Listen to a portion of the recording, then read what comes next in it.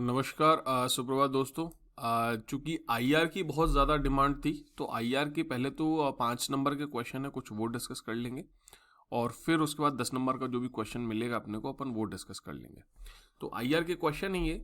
पहला क्वेश्चन इसने पूछा कि which factors provides the base to India to claim for permanent membership in United Nation Security Council, UNSC का सवाल है ये, जिसमें अभी हम अस्थायी सदस्य भी बने। एक्चुअली 2021 दिसंबर के लिए, जहाँ तक मुझे याद है, 2 साल के लिए हम बने। तो ये वापस से रेलेवेंट क्वेश्चन बनता है।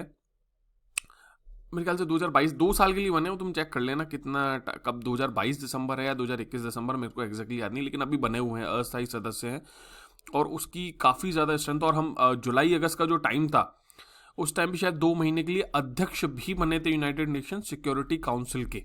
तो ये वो फैक्ट्स हैं जो तुम्हें पता होनी चाहिए, जो तुम अपने आंसर को एनरिच करते हो। हमारे टाइम पे ऐसा नहीं था, बट अभी इस फैक्ट में चेंज आ गया है। तो प्लीज़ रिमेंबर, चेक करना, cross exact date, exact time check करके फिर उसको ऐड ऑन करना। अब बात उसने पूछी थी कि सीधे सीधे इसने आधार पूछे, कोई ज़्यादा परेशानी वाला क्वेश्चन नहीं है कि व्हाट आर द बेसिस, कि कौन कौन से आधार हैं कि इंडिया को यूनाइटेड नेशन सिक्योरिटी काउंसिल का सदस्य, परमानेंट सदस्य बनाया जाना चाहिए। तो शुरुआत मैंने बहुत बहुत सरल की है, इसमें कोई स्पेशल शुरुआत नहीं है कि हम काफ़ी समय से स्थायी सदस्यता प्राप्त करने का प्रयास कर रहे हैं। सिंपल, मैंने जो एग्जांपल दिया है, जो अभी फैक्ट है कि हम यूएनएससी के अध्यक्ष रहे और अभी सदस्य भी हैं, वहाँ से भी शुरू कर सकते हो।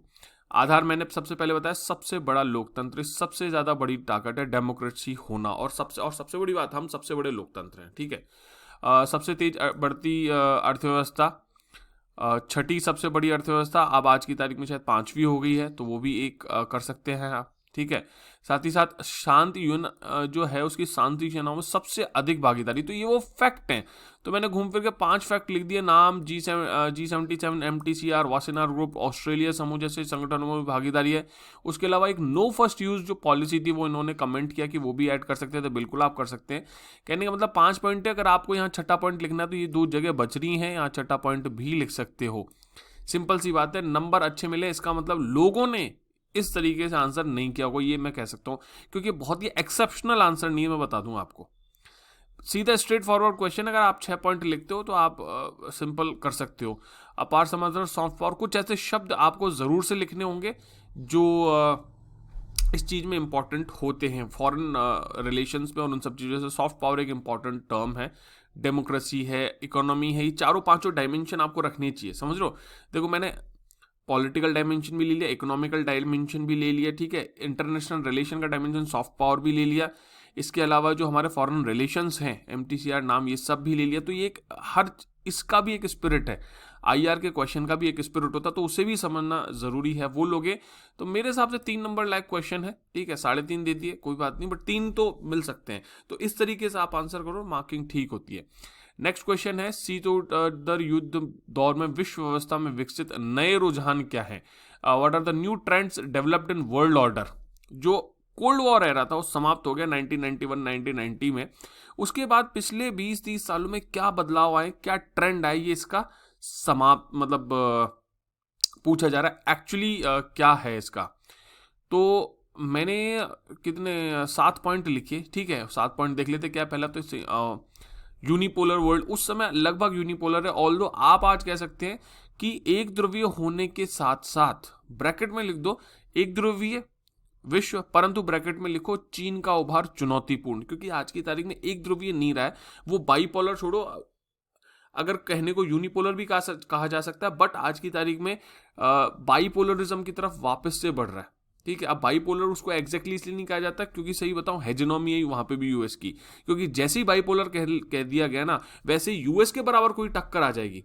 अभी क्या यूएस की जो फिलॉसफी, वो क्या है, नहीं हमारे बराबर कोई है ही नहीं, समझ रहे हो बात? तो इसीलिए अभी भी जो फॉरेन थिंकर्स हैं, जो फिलोसफर्स हैं या फिर जो एनालिस्ट हैं, वो आज भी, और मेजोरिटी ऑफ देम वहाँ की, चाइना की बात सुनता कौन है, बोलता कौन है? अगर पावर की आप एनालिसिस की बात करो तो China is a very powerful country now days. तो आप इस तरीके से ब्रैकेट में करके उस चीज को लिख सकते हो। नेक्स्ट, पूंजीवाद सभी ने है, आतंकवाद का इग्नोर, अमेरिका का वर्चस्व है। आप ये कह सकते हो कि यार सर, आपने यहाँ पे बात लिखी और यहाँ पे बात लिखी, दोनों में अंतर है। ऑल्दो एक ध्रुवीय विश्व जो है वो अमेरिका के कंसर्न में ही है, बट स्टिल दोनों में अंतर है। चीन की बढ़ती शक्ति, जलवायु, ये सारी समस्याएं भी लिखी हैं। विकासशील अर्थव्यवस्था का अपना पक्ष व संप्रभुता आदि, तो कई सारे और भी पॉइंट लिख सकते थे आप। गुटनिरपेक्ष आंदोलन की प्रासंगिकता व प्रश्न चिन्ह है। उसके अलावा यूएसए में एक ध्रुवीय विश्व का निर्माण, पता नहीं क्या वही है, तो वो यहाँ अपन ने लिख ही दिया है। तो ऐसे 4-5 पॉइंट है, 6-7 पॉइंट है, तो आप पॉइंट लिख के सीधी सीधी इसने, क्योंकि आप समझो न्यू ट्रेंड ही पूछे, इसने कोई एनालिटिकल क्वेश्चन नहीं पूछा, सीधे फैक्ट पूछा है। समझ रहे हो कि भाई एनालाइज कीजिए, तो अपन पॉजिटिव प्रोज और कॉन्स करके फिर अपन कंक्लूजन देते, तो वो नहीं पूछा इसने, केवल ट्रेंड पूछा। तो ट्रेंड आपको याद होना चाहिए कि पिछले 20-25 साल में क्या हुआ है, तो बताओ इनमें से कुछ आपको लग रहा है कि हाँ ऐसा नहीं हुआ है, तो ये सारी चीजें हुई हैं और ये कॉमन सेंस है, ये थोड़ा सा सोचोगे ना तो तुम समझ में आ जाएंगी। ठीक है, एक क्वेश्चन ये है। इसके बाद ये क्वेश्चन है कि भारत पर सीरिया संकट के संभावित प्रभाव जो है वो क्या हो सकते हैं। What can be the possible impacts of Syria crisis in India. हमारे टाइम पे सीरिया क्राइसिस चल रहा था, 2017, 18, 19 का जो टाइम है आईसीएस का, तुम्हें पता ही होगा, तो उस टाइम सीरिया क्राइसिस था। तो उसके पॉइंट पूछे थे, 6 पॉइंट लिखे। पहला था ईंधन आपूर्ति, ठीक है, क्योंकि हो सकता है वो सीरिया का क्राइसिस मिडिल ईस्ट पे फैल जाए और इराक, ईरान और जो हमारे सऊदी अरब है उनमें भी वो दिक्कत आ जाए, तो उससे ईंधन आपूर्ति, क्योंकि ईंधन हम मिडिल ईस्ट पे सबसे ज्यादा जो फ्यूल है, जो एनर्जी है, उसके लिए डिपेंडेंट है, पेट्रोलियम के लिए डिपेंडेंट है। अगर वहां कुछ भी डेडलॉक आता है या कुछ प्रॉब्लम आती है तो हमारे सीधे जो ईंधन यानी फ्यूल की सप्लाई है उस पर सीधा सीधा इम्पैक्ट है। और हमारे जो रिजर्व्ड है, स्ट्रेटेजिक ऑयल रिजर्व्ड होते हैं, ये भी तुम ध्यान रखना, इस पर भी क्वेश्चन बन सकता है, इस बार 2 मार्क्स या 5 मार्क्स का। 10 मार्क्स का थोड़ा मुश्किल है, ठीक है, तो इसलिए हमने वो रिजर्व भी रखना। अभी हमने थोड़ा सा रिजर्व से पेट्रोलियम निकाला भी है एक्चुअली, ठीक है। सेकंड है शरणार्थी समस्या, और भारत वैसे भी शरणार्थी समस्या से जूझ रहा है। जो रोहिंग्याज वाला जो इशू था वो भी है, इसमें गुड भी लिखा है इन्होंने, इसका मतलब और बच्चों ने ये प्रॉब्लम नहीं लिखी होगी, मैं बता सकता हूँ आपको। गुड तभी लिखा जाता है जब आप थोड़ा यूनिक और एक्स्ट्रा लिखते हो। निवेश व भारत द्वारा उन क्षेत्रों में निवेश, जो भारत ने अफगानिस्तान में निवेश, देखो अफगानिस्तान में तालिबान के आने से क्या हुआ कि भारत ने जो उसमें निवेश कर रखा था उसका लॉस ही है ना। हर कंट्री कहीं निवेश करती है तो हमेशा यही सोचती है कि मुझे भी कुछ बेनिफिट मिलना चाहिए। तो ऐसे ही हमने जो निवेश कर रखा है वहां पे वो हमारा लॉस है, और वहां की कंट्री, वहां के जो लोगों ने हमारे यहाँ निवेश कर रखा तो उस पर लॉस है अल्टीमेटली, ठीक है। साथ ही साथ भारत में स्थित मुस्लिम संप्रदायों को भावात्मक हानि, भाई भावना, ये अब देखो, ये मैं कहता हूं हर डायमेंशन आपको छूना चाहिए, समझ रहे हो। देखो शिया सुन्नी संघर्ष लिखा इन्होंने, एग्जाम्पल है आईसिस के जो भी लिखा है, तो इसको यहाँ ब्रैकेट में तुम चाहें तो अगली बार लिख लेना, शिया सुन्नी संघर्ष। ऐसा अगर तुम्हें आइडिया है ना कहीं पे भी कि भाई ऐसा हो सकता है, तो वहां ब्रैकेट में जरूर लिख के आना, ठीक है। मैंने नहीं लिखा लेकिन तुम लिख के आना। साथ ही साथ आंतरिक सुरक्षा जो है भारत की, उस पर भी संकट है, कई लोगों द्वारा आईसीस में शामिल हो जाना है। एग्जाम्पल लिख सकते हो कि केरल के 4 लोग आईसीस में शामिल होने गए थे, ठीक है, समझ रहे हो। साथ ही साथ भारत से भी वैश्विक युद्ध, अल्टीमेटली आईसीस यानी सीरिया का जो युद्ध था उसे वर्ल्ड ऑर्डर या फिर वर्ल्ड डेमोक्रेटिक पावर, डेमोक्रेसी के लिए एक वॉर मानी गई थी ना, तो उस पे भी भारत से भी डिमांड हो सकती है कि आप भी उसमें भागीदारी करो और युद्ध करो। तो भारत हिंसा का बहुत कम समर्थन करता है, तो it's a very typical thing कि हम उस, तो हमारे सामने एक है ना एथिकल डिलेमा आ जाता, समझ रहे हो, कि भाई हम करें कि नहीं करें, जिससे भारत की छवि, देखो ये लिखा है ना मैंने मांग, जिससे भारत की छवि, तो यहाँ पे मुझे लिखना चाहिए था मोरल या एथिकल डिलेमा, इसे कहते हैं नैतिक द्वंद्व आ जाता, ठीक है, कि भाई सपोर्ट तो करना चाहते हैं लेकिन हमें उसके लिए हिंसा करनी पड़ेगी। तो ये नैतिक द्वंद्व, एथिक्स में तुम लोग पढ़ोगे कि एथिकल डिलेमास क्या होते हैं, केस स्टडी में काम आते हैं, ठीक है। तो मार्किंग इसमें ठीक है, मैं मानता हूँ, हाँ ये 3.5 मार्क्स डिजर्व करता है ये क्वेश्चन, ठीक है। तो ये आईआर, समझ रहे हो ना, हमें पूरे हर डायमेंशन को पकड़ने की कोशिश करनी है आईआर में। आईआर में तभी क्वेश्चन होलिस्टिक होता है जब आप सारे डायमेंशन कवर कर रहे हो, क्योंकि किसी भी देश के साथ संबंध केवल और केवल एक आधार पे नहीं होता। ऑल्दो रशिया के साथ हमारे आर्म्स और उसका, बट हमारा कल्चर भी जुड़ा हुआ है, हमारे जो सोसाइटी है वो भी कहीं ना कहीं जुड़ी हुई है, हमारा जो इकोनॉमिक इंटरेस्ट है वो भी जुड़ा हुआ है, पॉलिटिकल और सेफ्टी इंटरेस्ट तो है ही है, ठीक है, समझ रहे हो ये बात। तो ये सारी चीजें हैं। भारत और अमेरिका के बीच रक्षा क्षेत्र सहयोग पर टिप्पणी कीजिए। तो टिप्पणी कमेंट पूछा, इसका मतलब मुझे पूरी कहानी लिखनी है, एक्चुअली रक्षा सहयोग पे पूरी कहानी लिखनी है। 2001 जब ट्विन टावर जो अटैक हुआ था, उससे पहले अमेरिका यही मानता था कि भैया आतंकवाद नाम की कोई चीज नहीं होती। लेकिन जब उसके ट्विन टावर पे अटैक हुआ तब उसे महसूस हुआ कि हाँ, आतंकवाद जो है कुछ तो है। उसके बाद से आतंकवाद के अगेंस्ट, यानी टेररिज्म के अगेंस्ट यूएस ने कोशिश करना शुरू हुआ। तो सबसे पहले उसने किस पे फोकस किया? इंडिया पे, कि भाई हाँ, अब इंडिया के साथ संबंध थोड़े बेटर किए जा सकते हैं। तो अमेरिका के बाद 2005 में समझौता किया गया, ठीक है, सेफ्टी सिक्योरिटी और जो डिफेंस सेक्टर उस पर, और 2015 में नवीनीकरण कर दिया गया। अब देखो, मैं 2018 में ये चीज़ लिख रहा हूँ, लेकिन मुझे पता था कि 2015 में नवीन, और हर 10 साल में होता है एक्चुअली, 2025 में भी होना प्रपोज्ड है। तो ये जब तक आपको पता नहीं हो तो आप ऐसे शुरुआत नहीं कर सकते, आपको पता करना पड़ेगा।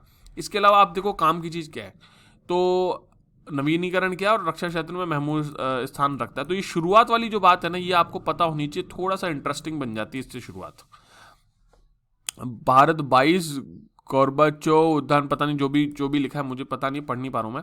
तो अपन ने उस टाइम पे क्या था, C-130 जो ग्लोब मास्टर था वो खरीदा था। C-70 हरक्यूलिस जहाँ था वो भी अमेरिका से खरीद रहा था, ठीक है। रिमपैक एक युद्ध अभ्यास है, उसमें भी भागीदारी करते हैं। होमलैंड सिक्योरिटी और भारत के गृह मंत्रालय के मध्य भी समझौता है। लेमो और कॉमकासा जैसे समझौते भी किए हैं। द्वितीय स्तर पर इसे STA-2 एक्चुअली कहा जाता है। STA-2 का उसे है ना उस टाइम पे वो मिला ही था एक्चुअली, अच्छा नहीं, STA-1 का दर्जा मिला था, ठीक है, STA-1 का दर्जा उस टाइम मिला ही था। देखो मैंने यहाँ 9 पॉइंट लिखे हैं, मुझे सब आता था, तो सारी चीजें मैंने लिख दी इसमें। ये समझो, मैंने सब टेस्ट किया कि यार उसमें कुछ गलत तो नहीं है जो मुझे आता है। मैंने 9 के 9 पॉइंट लिखे। सोचो 5 नंबर क्वेश्चन में मैंने 9 पॉइंट लिखे। उसमें भी ये सेटिस्फाइड नहीं है, उसमें भी कहीं ना कहीं इन्होंने मेरे को बता ही दिया कि यार ये भी लिख सकते हो। तो अच्छा, मैं इसको बुरा नहीं मान रहा, अच्छा मान रहा हूँ कि यार वो फैकल्टी भी बताना चाहती है कि यार ये पॉइंट भी इंपॉर्टेंट है, इसको भी ध्यान रखो। क्या पता 10 मार्क्स के क्वेश्चन ही आ जाइए, तो इस चीज को वहां से कवर कर सकते हैं। जैसे इन्होंने मालाबार युद्ध अभ्यास की बात की। एक्चुअली मालाबार मैंने इसलिए नहीं लिखा था, मैं बताऊँ आपको, क्योंकि उसमें जापान भी शामिल है और आज की तारीख में तो ऑस्ट्रेलिया भी शामिल है। तो अगर मैं डायरेक्ट इंडिया और अमेरिका की बात करूं ना, तो मालाबार डायरेक्टली उसमें नहीं आता। बस मेरा पॉइंट ये था मालाबार को ना लिखने का। ऐसा नहीं है कि मुझे मालाबार नहीं आता था, बट मालाबार को ना लिखने का केवल और केवल एक कारण था, ठीक है। तो ये भी है। उसके अलावा ये भी हो गया, साइबर क्राइम पर भी ट्रेनिंग है, पाक पर आतंकवाद दमन हेतु यूएस द्वारा दबाव दिया जा रहा है। तो बहुत सारी चीजें।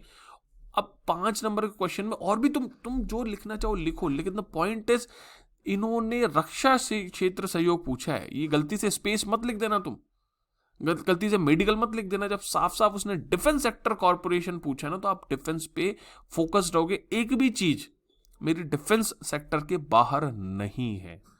हम भटक जाते हैं, हम उसमें कल्चर, गलती से कल्चर लिख देते, एक कल्चर का पॉइंट, अरे क्यों लिख दो भाई, जब उसने साफ साफ पूछा है। अगर आपके पास पॉइंट नहीं है तो आप कल्चर लिखो, तो आप सोसाइटी लिखो, तो आप इकोनॉमिक्स लिखो, लेकिन आपके पास पॉइंट है तो आपको पूरा डिफेंस सेक्टर ही लिखना चाहिए मेरे हिसाब से, ठीक है। ब्रिक्स की प्रासंगिकता भी है, तो उसमें भी देख लेते हैं। तो इसमें भी 3.5 मार्क्स मिले, अच्छे मार्क्स हैं ये रहे, 3.5 मार्क्स मिले, तो मेरे हिसाब से सेटिस्फैक्टरी मार्क्स है 3.5। तो आप सोचो, मैं 2.5 से हर क्वेश्चन में मेरे 2.5 से ज्यादा मार्क्स हैं। यहाँ से देख लो तुम, 3.5 इधर है, 3 इधर है, 3.5 इधर है, 3.5 इधर है, तो सब में 2.5 से ऊपर मार्क्स। और ये नेक्स्ट क्वेश्चन ब्रिक्स की प्रासंगिकता, इसमें भी 3.5 मार्क्स हैं। तो ब्रिक्स की प्रासंगिकता में 6 पॉइंट लिखे हैं मैंने, 6 नहीं सॉरी 4 ही तो हुए, लेकिन 4 में क्या क्या लिखे हैं। 2002 में अमेरिकी टिप्पणीकार द्वारा दिया गया नाम ब्रिक्स नहीं था, ब्रिक था, जो आज ब्रिक्स से में बदल गया है, वर्तमान में अति प्रासंगिक है। तो ये शुरुआत की फैक्चुअल लाइन है कि हमें मुझे पता है कि ब्रिक्स की शुरुआत कहां से हुई। आप कुछ और भी कर सकते हो कि हाल ही में प्रधानमंत्री मोदी जी द्वारा ब्रिक्स को एक बहुत ही महत्वपूर्ण संगठन घोषित किया गया, इसकी प्रासंगिकता नहीं, ऐसे भी लिख सकते हो आप, ठीक है। प्रासंगिकता पर टिप्पणी की बात है। प्रासंगिकता में देखो, सबसे पहली प्रासंगिकता क्या, उभरती अर्थव्यवस्थाओं का संगठन जो उन्हें एक मंच प्रदान करता है। तो आज की पहले क्या हो रहा था कि उभरती अर्थव्यवस्थाओं के लिए मंच ही नहीं था, तो पहली प्रासंगिकता तो ये है। वैश्विक वित्तीय संस्थाओं में आवश्यक सुधार हेतु अप्रत्यक्ष चेतावनी, तो ये प्रासंगिकता है विश्व की, कि भी हर कोई, वृक्ष का पर्पस केवल पैसा देना नहीं है, बल्कि जो एस्टेब्लिश्ड सिस्टम उनको चैलेंज करना भी है कि आप अपने में बेटरमेंट करो, तब हमारा रेलेवेंस, आपका अच्छे नहीं हो इसलिए हमारा रेलेवेंस बढ़ रहा है। तो ये भी एक पॉइंट है। जैसे एनडीबी के माध्यम से दिया, ब्रिक्स विश्व की लगभग 41% हो गया भाई, 40% लिखा था मैंने लगभग, जब ये इनको यही समझ में नहीं आता कि भाई लगभग 40% लिखा है, इसका मतलब 41% एग्जैक्ट लिखने की जरूरत नहीं होती, उसका पर्पज यही होता है लगभग लिखने का। वो उधर की जो टीचर्स हैं वो इनमें परेशान नहीं होंगे, ठीक है। जनसंख्या इतनी है, जीडीपी का नेतृत्व करता, आपस में व्यापार वृद्धि, आपसी मुद्रा के प्रयोग, ये एक बहुत इंपॉर्टेंट रेलेवेंस है इसका, कि डिपेंडेंट नहीं है जो आईएमएफ की पर्टिकुलर करेंसी उसी के ऊपर, और भी करेंसीज को यूज कर सकता है, करेंसी स्वैपिंग के सिस्टम भी कर सकता है। साथ ही साथ कृषि, जलवायु, तकनीक, आपदा प्रबंध आदि में आपसी सहयोग की बात है। तो यहां देखो, यहां मैंने ये डायमेंशन पकड़ लिया, समझ रहे हो क्यों? क्योंकि इसने प्रासंगिकता पर टिप्पणी लिखी है, समझ रहे हो मेरा? तो प्रासंगिक इस चीज में भी, क्योंकि जहां तक मेरे को याद है एजुकेशन और ये जो जलवायु परिवर्तन है, इस पे इसने इंस्टीट्यूशन भी बनाया हुआ है कोई ग्लोबल लेवल का बड़ा सा, अभी तो मुझे याद नहीं आ रहा। तो इस तरीके से हम क्वेश्चन के अकॉर्डिंग चल के मार्क्स फैच करते हैं, क्वेश्चन के अकॉर्डिंग चलना बहुत ज्यादा जरूरी है। 3.5, 3.5, 3.5, 3.5 और 3 नंबर मिला, 5 क्वेश्चन दिखाए, तो आप सोचो 25 में से लगभग कितने हो गए, 3, 5, 15 और 17, 18 नंबर आ गए। अब मैं एक क्वेश्चन छोड़ भी दूं ना तो भी 30 में से 18, 50% से 3 नंबर ऊपर होता है, बैलेंस्ड है मामला। आई होप ये आपको क्लियर हो गया होगा। तो आईआर के लिए एक क्वेश्चन भी दे देता हूं, तुम लोग ट्राई कर लेना अगर तुम करना चाहो, ठीक है। क्वेश्चन है कि energy corporation is one of the foundation of India and Russia relationship, special and privilege strategic partnership, but there is much more potential left to be harnessed by both sides in this aspect. Analyze. इसका Hindi meaning ये है कि भारत और Russia के जो संबंध है उसके मध्य ऊर्जा का जो लेन देन है, कॉपरेशन है, सहयोग है, यद्यपि वो एक बहुत ही महत्वपूर्ण और विशेषाधिकार प्रदान करता है इन दोनों के संबंधों को, बहुत विशेष आधार है, लेकिन उस ऊर्जा संबंध के अलावा भी भारत और रशिया के संबंधों में बहुत सारी संभावनाएं शामिल हैं। एनालाइज कीजिए, ठीक है। ये मैं टेलीग्राम चैनल पे क्वेश्चन इंग्लिश हिंदी दोनों में दे दूंगा, और रात को मॉडल आंसर या फिर कुछ जो डायमेंशन हो शेयर करूंगा, तो आंसर लिख लेना, तब तक शायद कुछ समझ में आ जाए, तुम कर लो, ठीक है। चलो बाय बाय, जय हिंद, जय भारत।